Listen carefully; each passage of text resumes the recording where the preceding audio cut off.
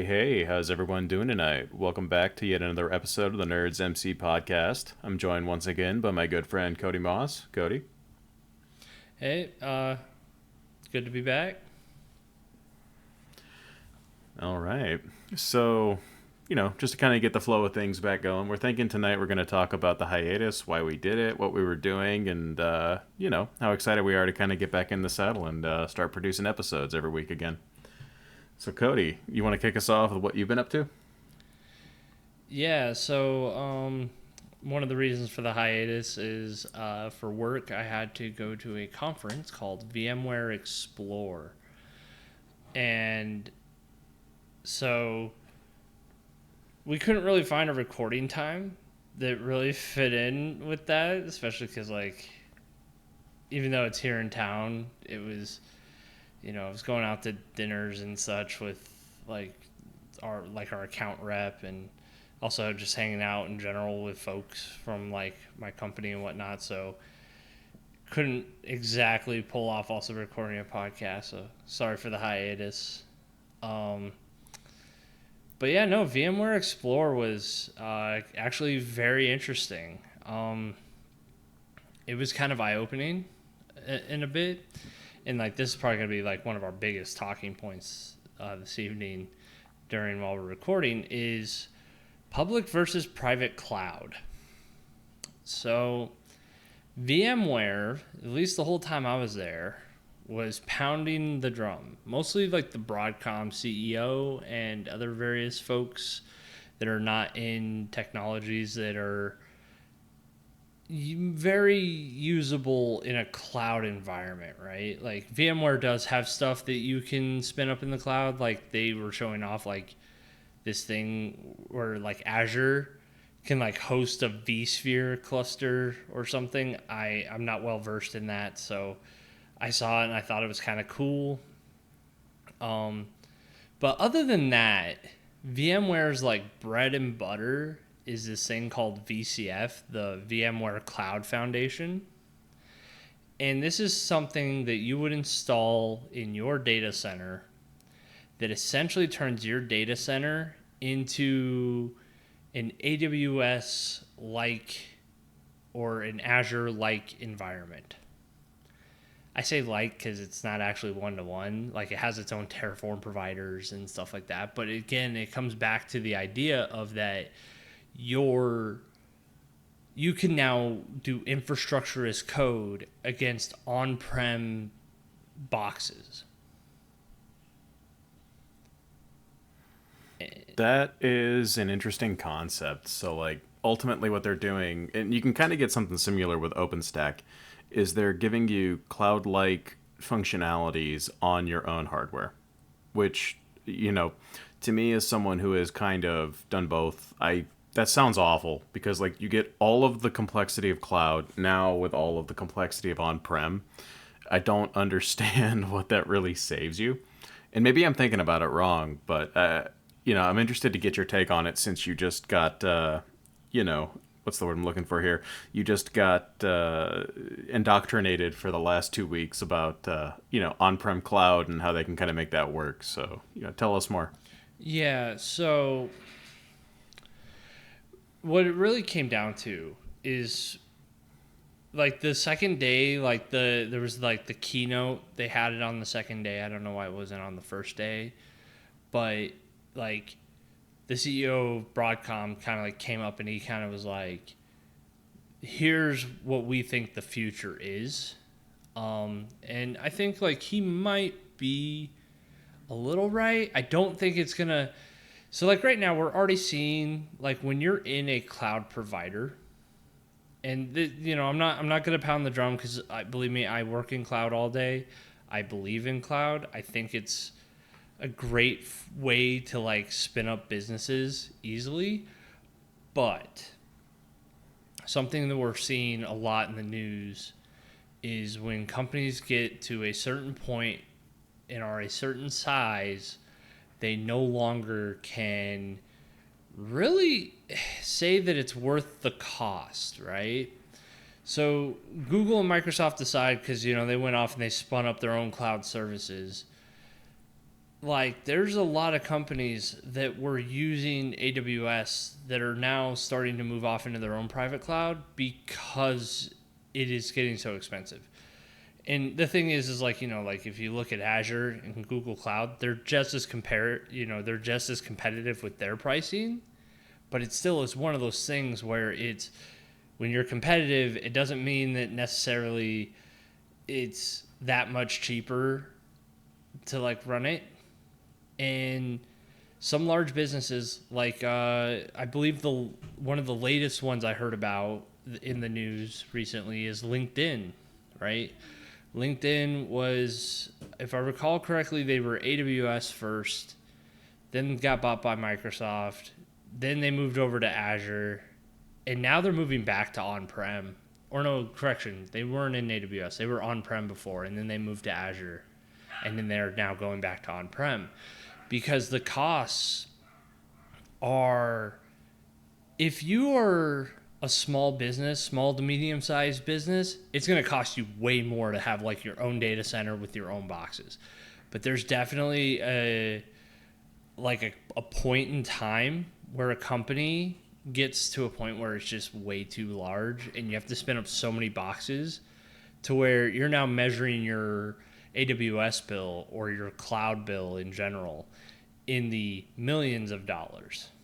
Because and when you get to like that point, you're looking at it and you're going, oh, this S3 bucket to like transfer it to another S3 bucket is going to be a couple $100 or whatever, or maybe not S3 buckets, like because those should be free transferred between each other. But like comparatively, right? Like let's say you wanted to go from AWS to Azure, like you're gonna have to pay the ingress and egress costs, and like that's a few $100. But like when your bill is millions of dollars, or depending on how big your bucket is, because I'm like going based off like maybe it being like 3 terabytes of data maybe that you're transporting, which is a relatively small-ish size for a lot of companies. But so like this is like the bare minimum I would say is like a good example. Like that's hundreds of dollars. But if your bill is already in the millions, like that kind of stuff you just don't care about. Like that's just like that's just going to be a rounding error in your bill.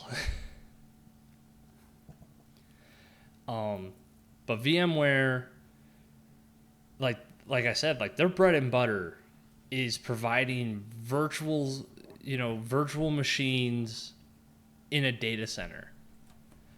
And maybe Amazon's using them, maybe Azure's using them. I don't know. I don't work for either of those companies, but I know like VMware was very much trying to like say private cloud was the future, and I think it's a mix. So coming back, I know we just went on like a tangent, but coming back to the start of it is, do I think the cloud is going away? No.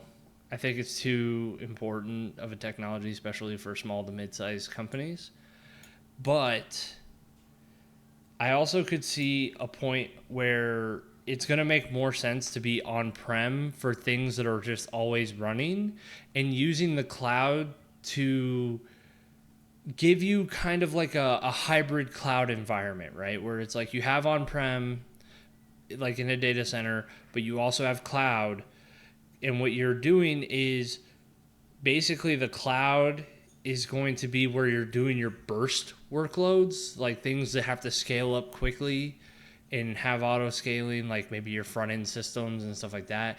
But then like your databases and things that are never going to scale that quick are going to be like held down in the data center, because it's going to cost you way less to host there than it's going to be to host it up in the cloud. Because especially because RDS, you're paying for ingress, egress, you're paying for what do you call it, like the actual boxes, and then also the RDS service on top of it, and then any like updates and stuff that have to happen, you got to make sure you schedule those. If not, Amazon will just update it for you, which I've had fun with that in the past.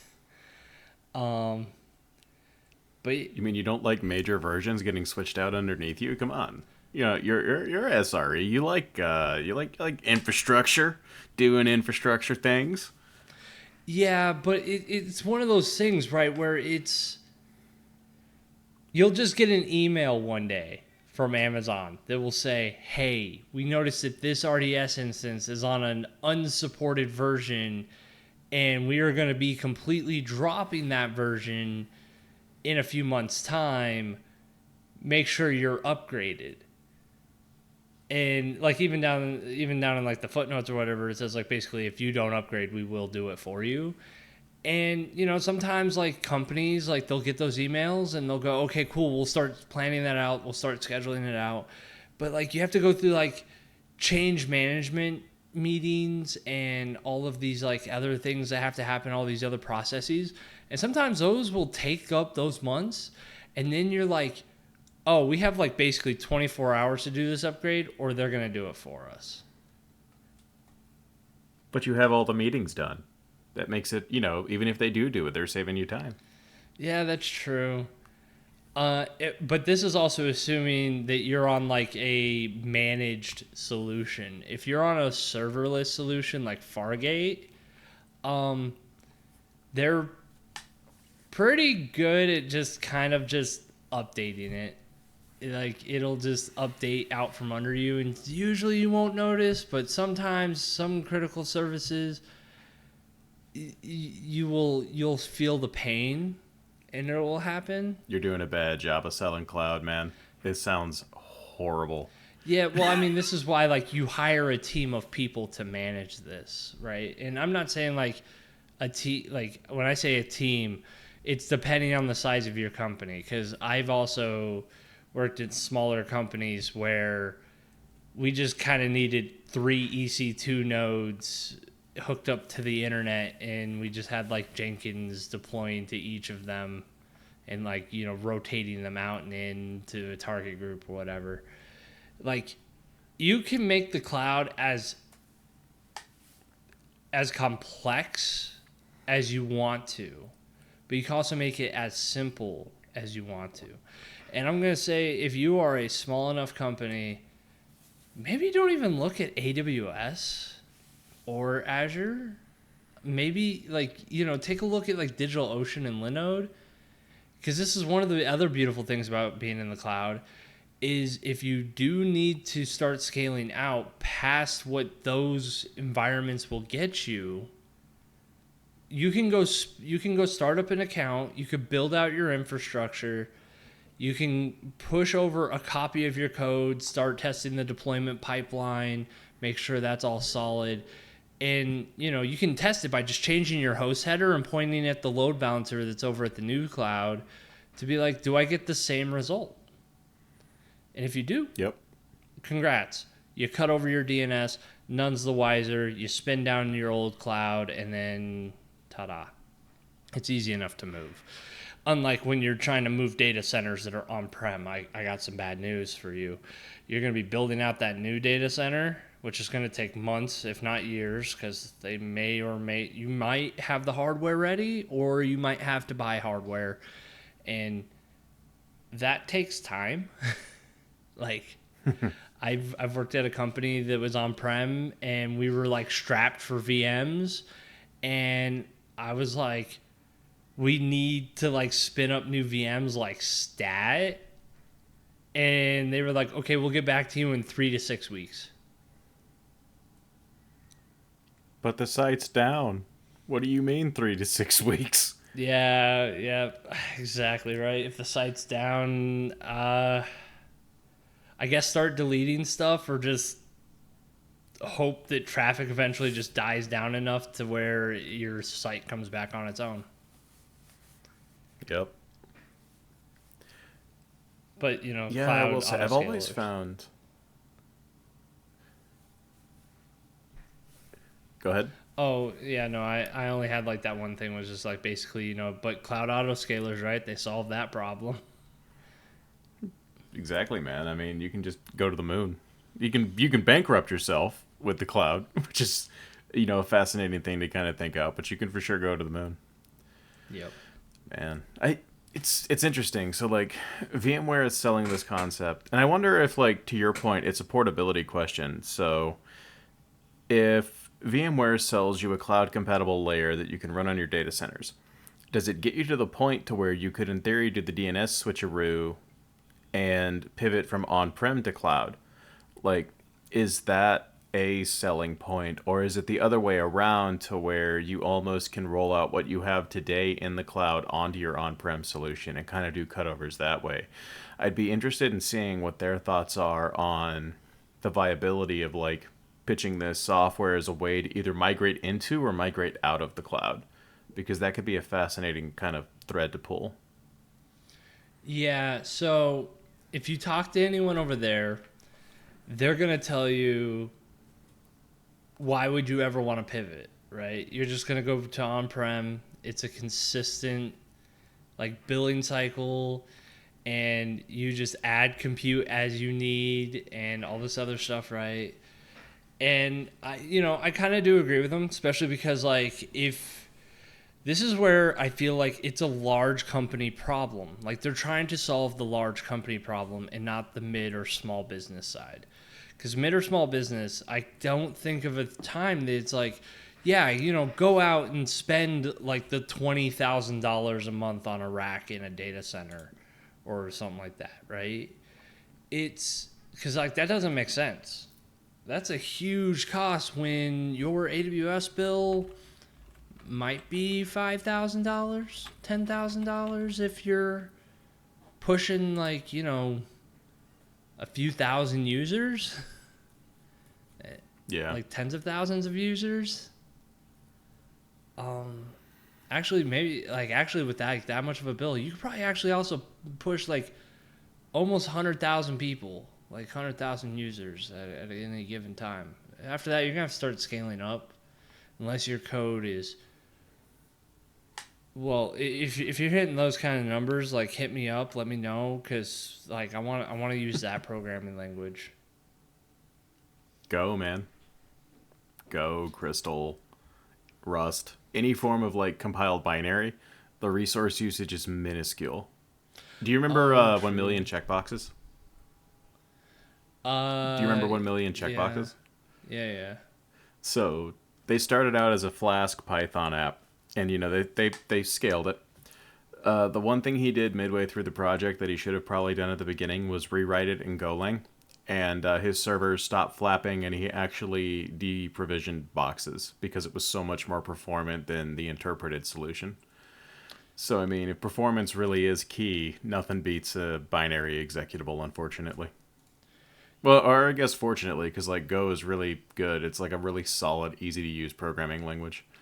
So Yeah, yeah, actually, now that we're talking about it, like I'm realizing I'm like, yeah, no, you could probably actually push hundreds of thousands of users at, you know, maybe under $10,000 at AWS or Azure, or I don't know oh much yeah, about GCP. I don't deal with them too much, so I don't know what their pricing looks like, but I know AWS and Azure's pretty well, so I'm like, yeah, probably under 10 grand, you could probably be pushing hundreds of thousands of users, maybe even millions.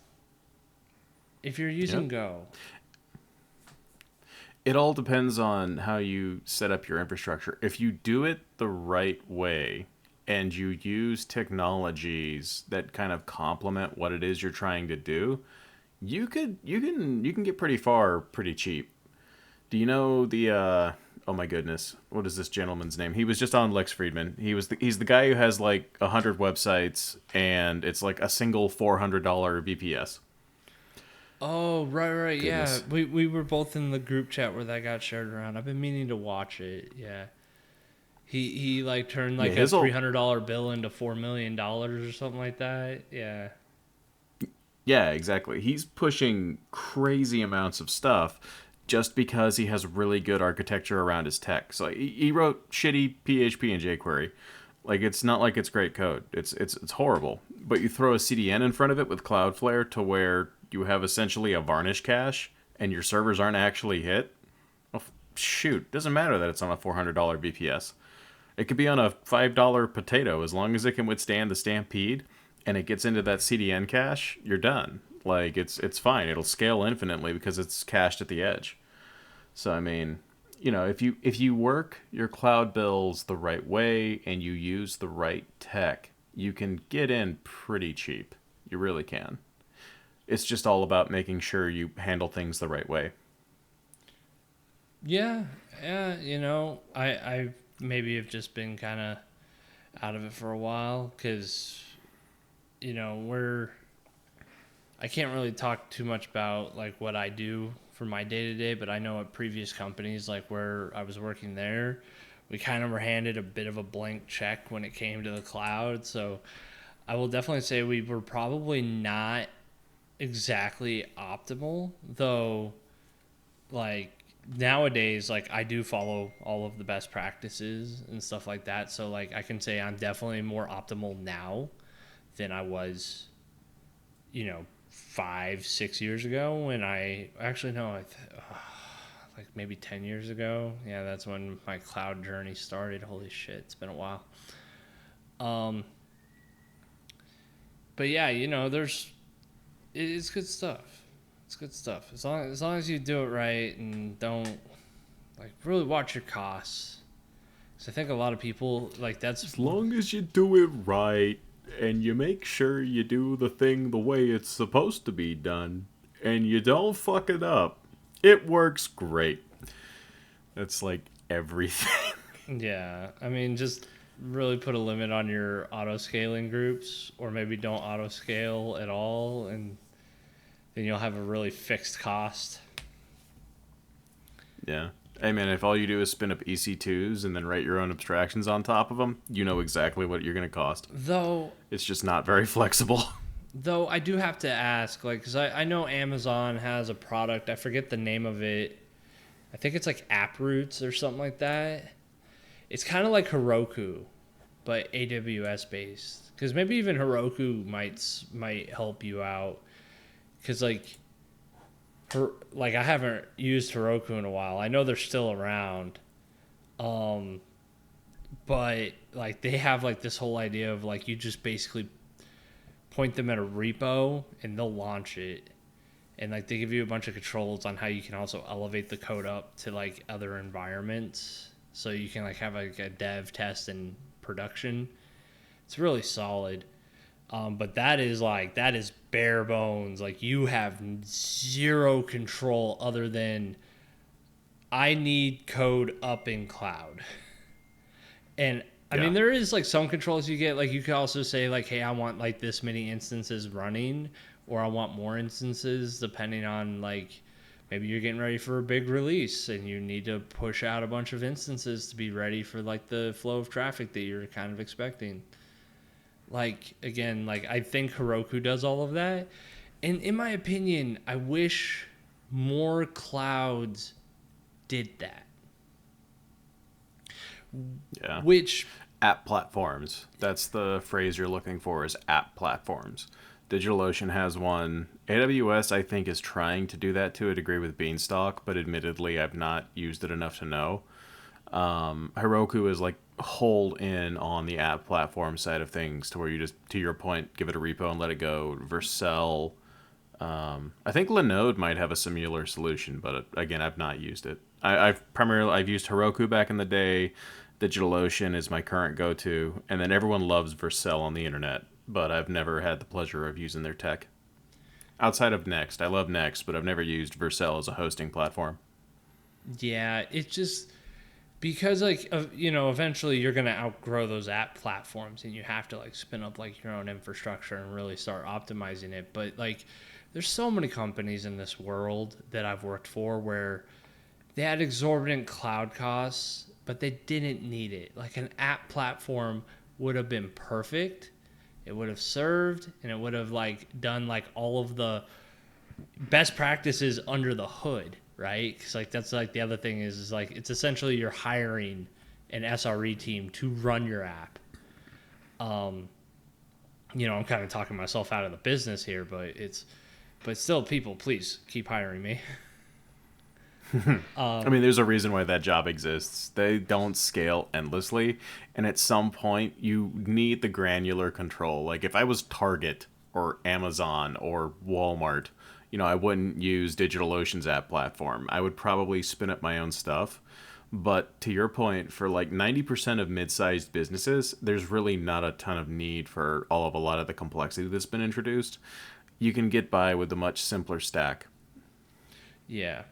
And like that's one of the cool things, like, coming back to the VMware Explore conference that we started this conversation with, is they do have like this was one of the cool things I saw in a talk there. It kind of works tangentially with the technology I work with on a pretty regular basis called Tanzu, which is like their front end that you install on Kubernetes or Cloud Foundry, and it like gives you kind of like that app platform feel where you can kind of point at it like a Git repo and tell it to deploy, and it will go and it'll do just that. Cloud Foundry, that's also something they've been known for a long time, because like if you've ever done like the Cloud Foundry quick start, you can actually run on your local machine, and then like you have like the CLI, and that there's like the there's like three commands. I forget what they all are except for the major one, which is CF push. So when you do CF push in a directory, it will take that code, it pushes it up, and it builds it with build packs, and then deploys that container. Oh, and then it's like CF scale. That's the other one. So you can scale how many containers you want in that Cloud Foundry cluster. Again, it's a decent tech. It's pretty cool. But I'm more of a Kubernetes guy. I like the granular control of Kubernetes. So I only really run that on like one box in my house out of curiosity, and also because I like my home lab to be a little bit more simple than my daily life at work. True Giga Chads, just yeet a raw container onto an EC2, Cody. All you need is the EC2 and the raw container. You don't need any more. You don't need any less. Oh, I just have a And I Dell will die by workstation that that sits in statement. the corner of my office. It's a great space Oh, yeah. heater during the winter.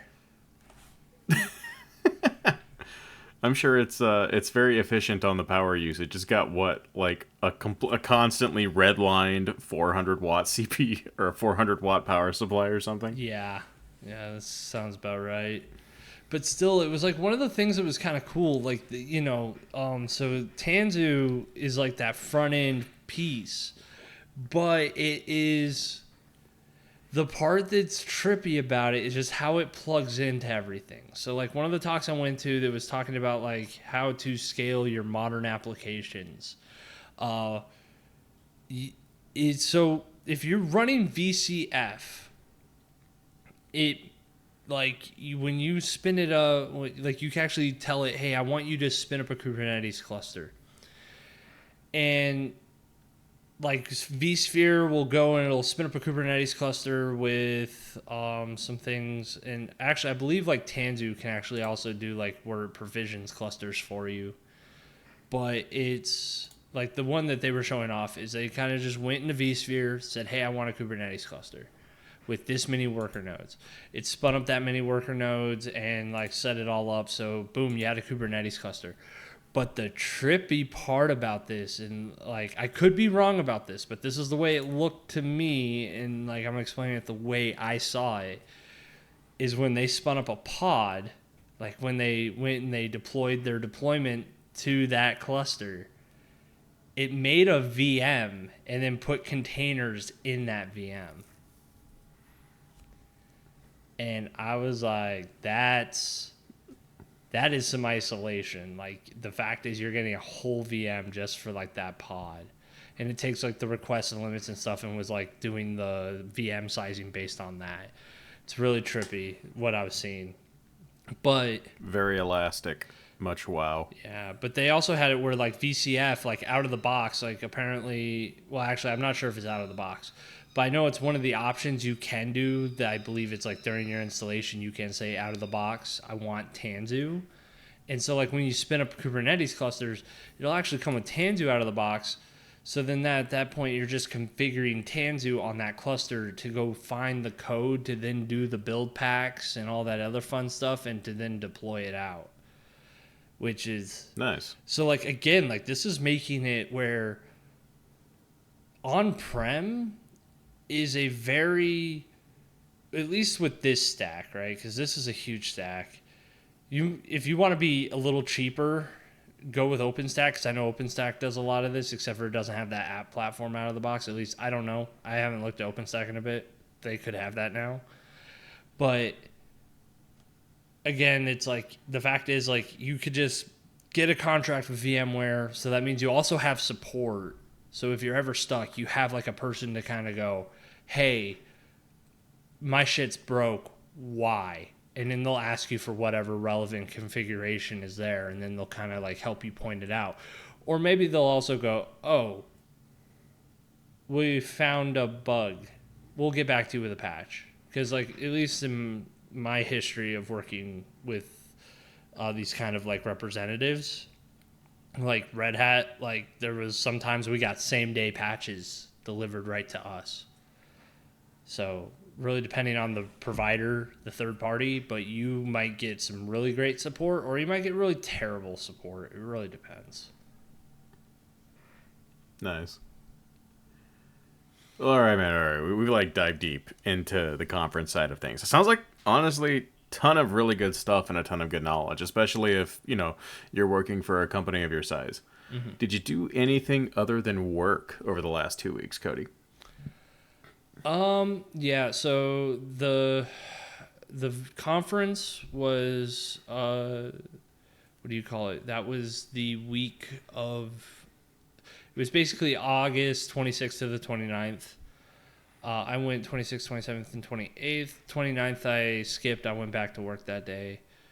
And then I was on vacation from Friday to, the Monday that's coming up after this recording session. But yeah, I was just basically on vacation. I played a lot of video games. A lot of video games. And I also read a few graphic novels and things like that. So if you have any questions on that, I'll definitely field those questions. Sure. I mean, did you do this before or after we got absolutely smashed? Well, that was kind of like during, because like I said, like, so it was Labor Day, right? Yeah, Labor Day Monday was up. My wife decided that we both decided together that we wanted to have a barbecue on Labor Day because my birthday was like just the week before, and my wife's like, well, if we have a barbecue for your birthday, we should just do it on Labor Day. And I was like, that makes total sense. So got shit-faced with Rob and a couple of one other friend and then my wife. The brisket was divine. Thank you very much. My wife. Okay, so like no joke, dude. I told you that whole slab of brisket Steph cut me. She ate it all. She ate the macaroni. She took it all. I got no more of it after that night. Literally, I brought it home to her. I went and got ready, and she just consumed it, and it was dead. It was done. Damn. Yeah. So, hey, dude, Leanne is something special. Yeah. But yeah, so to kind of go on that is I smoked a full brisket for the first time. My wife and I from time to time we've been smoking because our butcher offers to just buy just the flat or just the point or a whole brisket. So we usually just get just the flat, which I can cook like same day easily. Like I could put my smoker on 275 and I could throw it on in the morning, and by dinner time it's getting to roughly the temperature I want it at. Though sometime middle of the day I'll take it out and I'll wrap it because I don't want it to dry out. But yeah, it's this time we decided to smoke a full brisket. Looked up what kind of the time was looking like. So basically Sunday night before Labor Day Monday, it was at 11 o'clock at night. I put my smoker down to 200 degrees and put the brisket in there, and we just smoked that sucker all night. Woke up the next morning. I let it get up a little higher in temperature, and then we pulled it out, wrapped it, and then put it back in, up the temperature to like 220. And by 2 o'clock in the afternoon, it was done. And we took it out and we let it rest until about 4 o'clock. And then that's when everyone kind of showed up and we had dinner. Yeah, very delicious.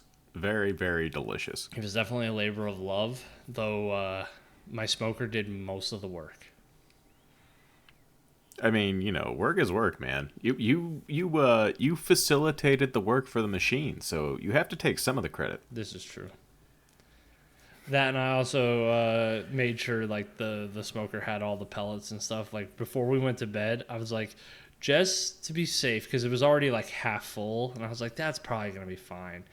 But I was like, just to be safe, I'm gonna fill this thing like to the brim, just to make sure that I'm not waking up to a starved Smoker. starved smoker in the morning. And sure enough, I'm glad I did that, because I would have woke up to a pretty empty smoker, because it took about half my pellets of like the thing,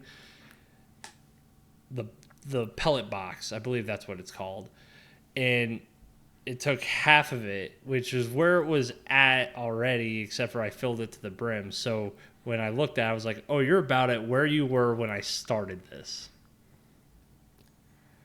Yeah. Which, well, to be fair, that does mean you would have probably been okay, but you were probably smart to not chance it. Yeah.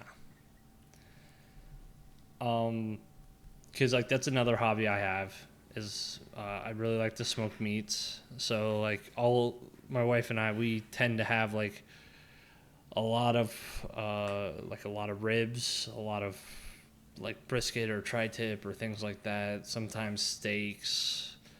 Because if you ever want to smoke steaks, those are actually really easy. So you just put it basically at like 250 or 275, depends on how fast you want them to cook. And then when you get to the internal temperature that you want to be at -5, so like usually I'll take it to medium or medium rare, which is like 135, 140-ish. So I'll pull it off at 130, and then we will go and we'll sear it in a pan. Because the problem is if you sear it before, you're going to end up where like smoke can't penetrate, so there's really no point in smoking it. At that point, you might as well just put it in your oven or whatnot till it gets up to the temperature you want. But we do a reverse sear, so we sit it in the smoker so that way it actually like smokes a bit and gets like a bit of that flavor. It's not like a very strong smoke flavor. And then you just go and you sear it with like salt and pepper and garlic powder.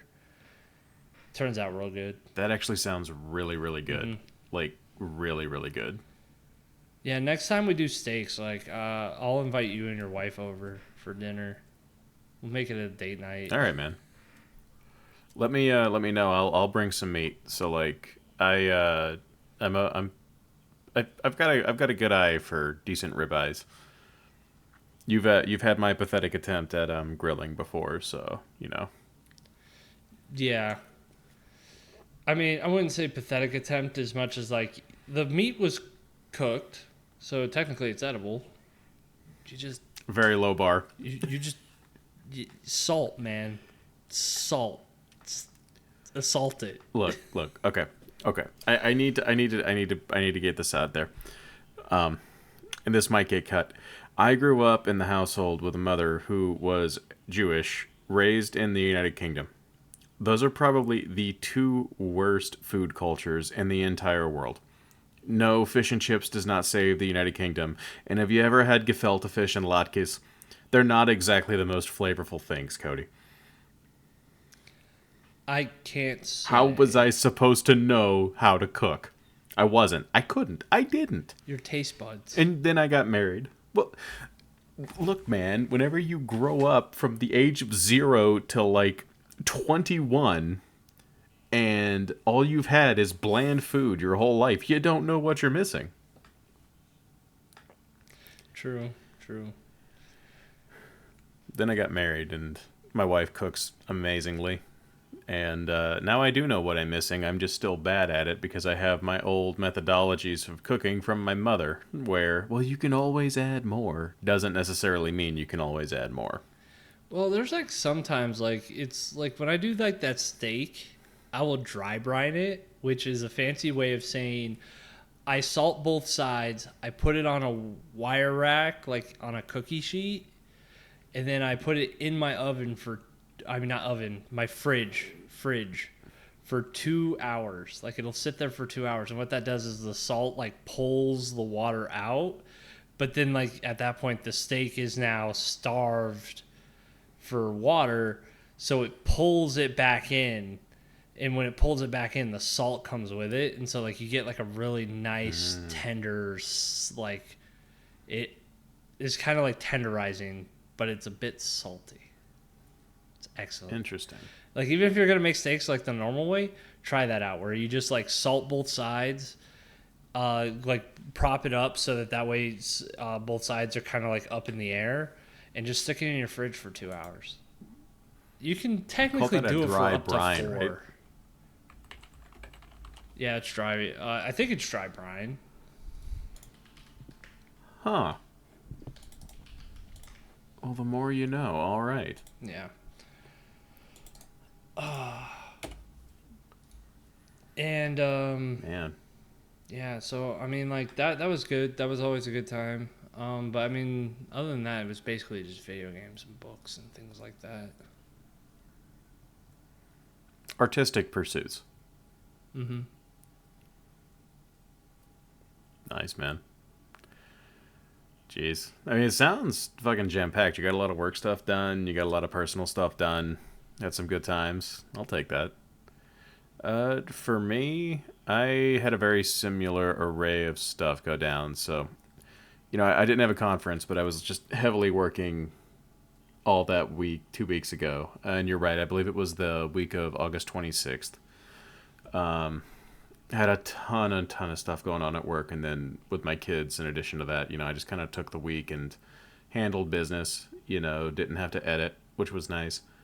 And then coming out of that, my dad's birthday was this August 31st. Shout out to my pops, really good guy. It was nice to get to spend some time with him, spend some time with my kids, spend some time with my wife. Didn't do anything crazy, just went to Applebee's, had a meal with the family, whole family, which was a pretty solid time.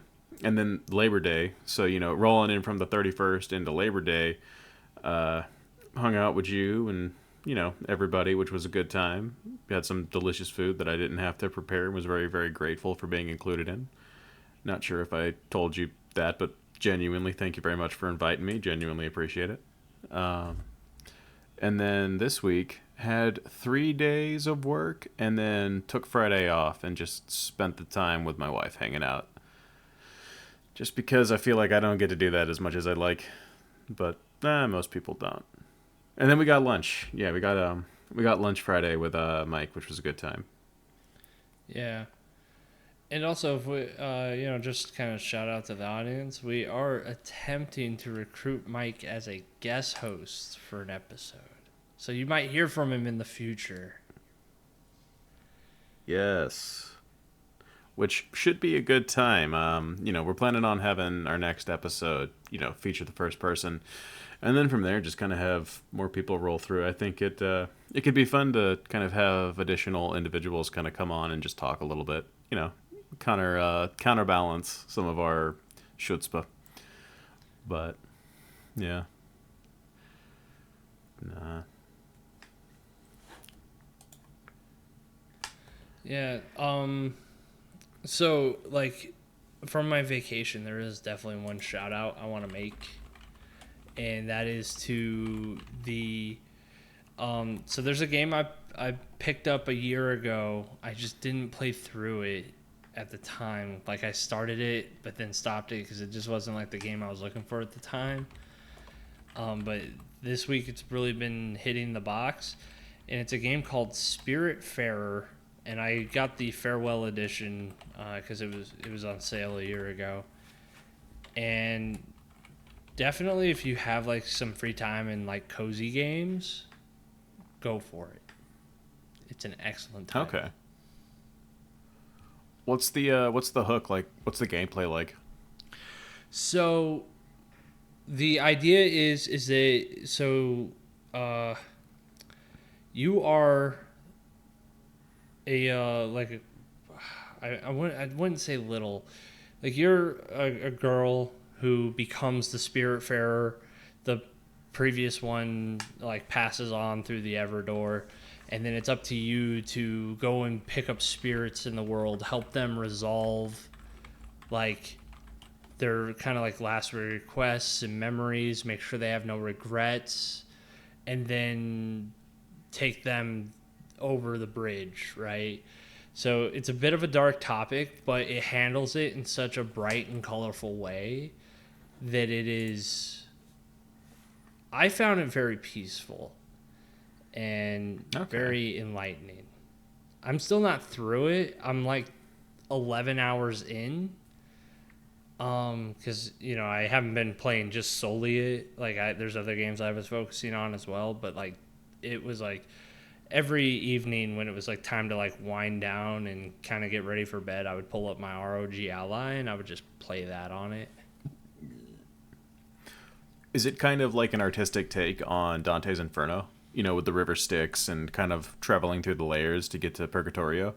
Or is it not quite like that and it just takes some of those concepts?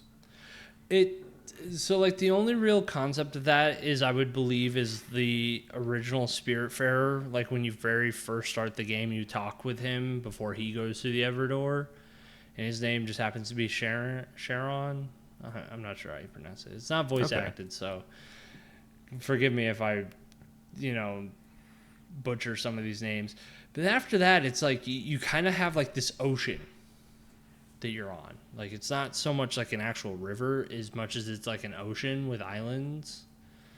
And you Okay. also like have to like craft stuff, cook meals, do a bunch of this like kind of like errand type tasks because you're trying to make like the people who are on your ship comfortable and also like help them work through their problems and things like that. Interesting. That's honestly a really unique concept. I kind of like that cuz you're more or less kind of becoming, what's the right way to phrase this? It's a unique spin on the Reaper, on the Steward of the Water. Kind of helping lost souls come to terms with things and move past it. That's kind of dope. I could see how that could be like relaxing if you spend most of your day kind of heavily shepherding things, then to come and just kind of take a step back and do some more primordial stuff. I could see that being kind of cool. Yeah. Well, Rob, anything you wanted to call out from your vacation time? I am a very exceptionally boring person, and I think the highlight there were a couple of highlights, but the highlights of my time off were mainly hanging out with you for your get together, hanging out with my dad, and then hanging out with my wife. Um, just kind of getting to spend some time with everybody. Because I mean, like, you and we've known each other for a long time now, and I consider you one of my best friends, to be honest. So to get to kind of celebrate with you a little bit, it's been good. And my dad's my dad, obviously. I understand, that not everyone has the best relationship with their parents, but I've been blessed to have a pretty solid one with mine. So getting to see him, was a good thing. And then, yeah, my wife, I wax and wane poetic about her enough. I won't bore everybody, but she's genuinely one of, if not the most cherished person I have. So just kind of focusing on spending time with good people for me was the biggest win. I didn't necessarily do anything too invigorating or unique. It was more or less just getting to do more of the simple stuff. And, take the kids out, go somewhere, spend some time with Leanne whenever they were in school, and, just kind of seeing people. You know what I mean? Yeah. Yeah, definitely. Yeah, I realize that's boring and not exactly entertaining for the audience, but that's just those were the highlights. I don't get to do that near as much as I'd like to say the least. Yeah, I definitely get that because, like, man, sometimes it feels like some days I just basically wake up, go to work, get off work, play a video game, go to bed, rinse, repeat. Dude, there are days, like especially migration nights at work, to where it's like I'll wake up at 4 in the morning. I won't get off until 8 at night. So then it's literally I woke up, I worked, I had meals in between, and then I go to sleep. So like to not have to do that, I think for me was the biggest win. And I do it to myself because it's like I shouldn't get up as early as I do and work as long as I do, but I do it because I'm passionate about where I work, which is a death sentence long term for you. Death sentence is the wrong phrase. It's more like it's a recipe for burnout if you're not diligent and careful. I'm lucky I have a boss that's like, Rob, take time off. And he forces me to like take time during the month. Like in September, I'm basically going to be taking a day off, at least one every day in the month of September. And that's just because my boss is like, you're working too much, stop. So, I'm good there. But yeah, there's legitimately some times to where you don't stop. You know what I mean? Life does not stop. You don't stop, and it's hard to pull your head out of the flow whenever you've getting caught in the current. Which I think you and I can both kind of agree with is like, at a certain point, whenever you work at a place and you're a certain level of invested into it, it's really hard to get away from the currents that keep pulling you to make it better. Especially as you kind of grow into a more senior position in the company. Like, I'm amazed that you don't do more for ZeniMax, to be honest with you, because you do genuinely seem to like that company. They treat you well. So I'm shocked you're not. And again, maybe this comes back to you having a really good boss or a really good team, but like, keeping your work life balance in sync is really hard. And I don't think working from home has made that easier. If anything, I feel like for me, it's made that harder.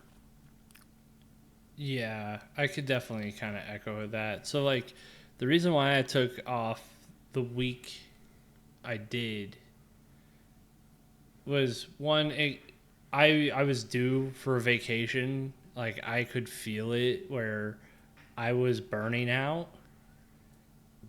And I was like, probably, like, I almost took like the week off, like mid August. But then I was like, but the thing is, I have like the VMware conference coming up and stuff like that. And I'm like, do I really want to like go on vacation and then instantly come back, go into a conference and then come back? And I'm like, no, because also that kind of played weird into like the way we have like our work structured. So I just kind of like, bit my lip and sat through it, got the work done. But at the end of the day, it was like by the time that VMware conference came around, like, yes, the VMware conference is technically work, but I'm sitting there listening to people talk about solutions to problems that I kind of tangentially have. And there was also, some HallCon stuff that was kind of cool where I got to like, talk with some of my fellow ZeniMax employees.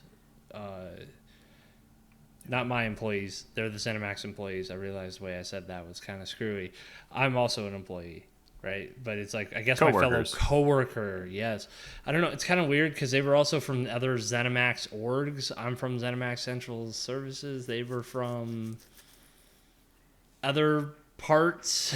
So I'm like, they are kind of coworkers, but I don't work with them on a daily basis. Colleagues? Yeah, there's the word colleagues. That fits. Um, and so like still it was like, camaraderie stuff, like hang out, have a beer with them, and also like go listen to talks and go have dinner with people since they were in town. It's it was good.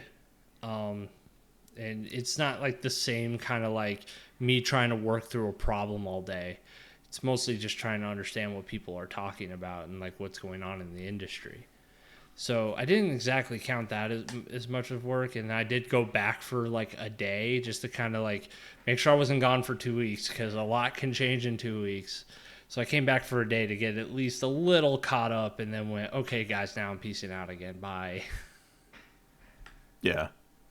I think that's honestly the way to do it. I remember going to conferences, and honestly, some of the best experiences you get are just meeting people that are solving similar things in a different way because they work somewhere with different problems.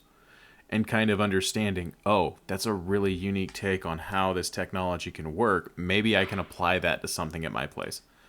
And the value of that is like immense. I honestly feel like going to ZenCon back in the day for those 3 years. Gosh, that was 2016, 17, and 18. I went those three. Those were probably three of my highest growth years in my career.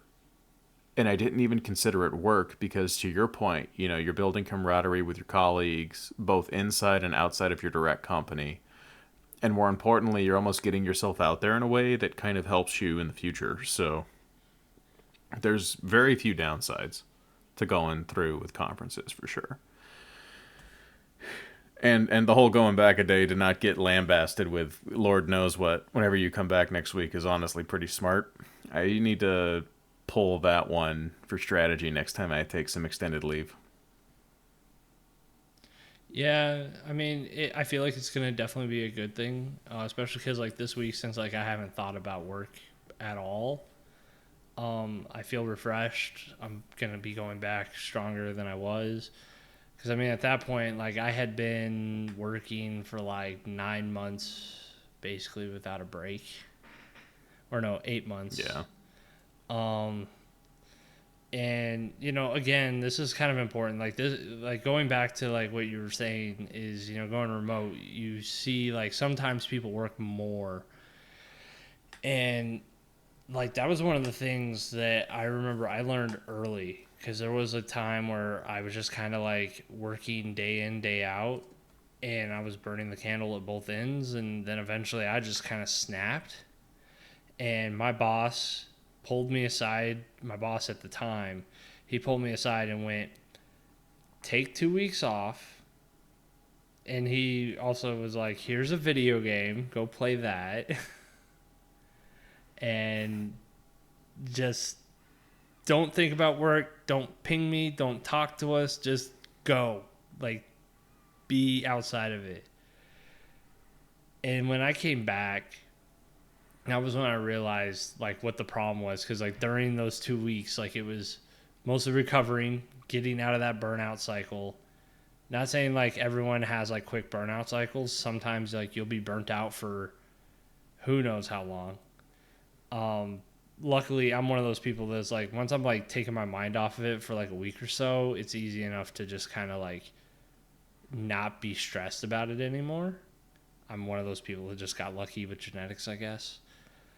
Um, and still coming back to that is like just knowing when you're like about to burn out. Make sure you take your time before, because then that'll help you recover quicker. But also on top of it is, I forget where I was going with this topic. Oh, right, yeah. So take your vacation, but also then realize you when you come back, maybe change how you work. Like I find that I work better just kind of setting alarms for 8 a.m. and 5 p.m.